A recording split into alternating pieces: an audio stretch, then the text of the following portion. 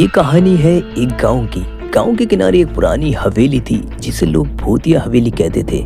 किसी को पता नहीं था कि वहां असल में क्या हुआ था, लेकिन हर कोई उससे दूर ही रहता था। एक रात 4 दोस्त अजय, मोहन, रोहन, सीमा गांव आए। उन्होंने सुना था कि हवेली में कोई भूत है और वो उसे देखना चाहते हैं। डर को नकारते हुए वो रात में टॉर्च लेकर हवेली पहुंचे। हवेली के अंदर घुसते ही अजीब सी ठंडक महसूस हुई। फर्श पर धूल की मोटी परत थी और खिड़कियों से आती हवा की वजह से अजीब सी आवाजें हो रही थी।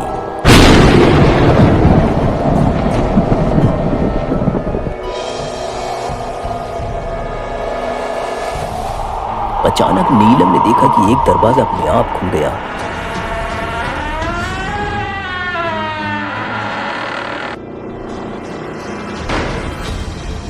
किसी ने इसे खोला क्या? उसने ऐसा डरते हुए पूछा। सबने सिर हिलाया, नहीं नहीं, हमने नहीं खोला। वो अंदर गए तो एक पुरानी लकड़ी की अलमारी दिखी। जैसे ही रोहन ने अलमारी खोली, उसमें से एक पुरानी तस्वीर गिरी। तस्वीर में एक औरत थी जिसकी आंखें लाल लाल थीं। अचानक तस्वीर के पीछे से किसी के रोने की आवाज आने लगी। चारों डर गए और इधर उधर भागने लगे। जैसे ही वो दरवाजे तक पहुंचे, दरवाजा अपने आप बंद हो गया। यहां से बाहर निकालो, ऐसा चिल्लाने लगे। एक भारी आवाज, डरावनी आवाज गूंजी। वो सब चिल्लाते हुए दरवाजा खोलने की कोशिश करने लगे। तभी पीछे से किसी से चलने की आवाज सुनाई दी। अजय ने पलटकर देखा तो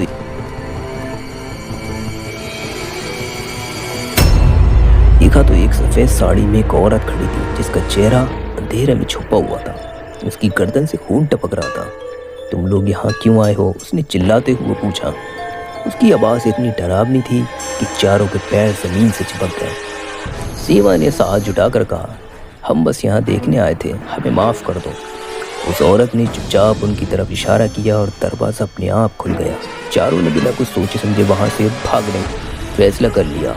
अगले दिन गांव के बुजुर्ग ने बताया कि वहाँ एक औरत नवविवाहिता थी जिसने अपने पति की हत्या के बाद खुदकुशी कर ली थी। तभी से उसकी आत्मा हवेली में भटक रही थी।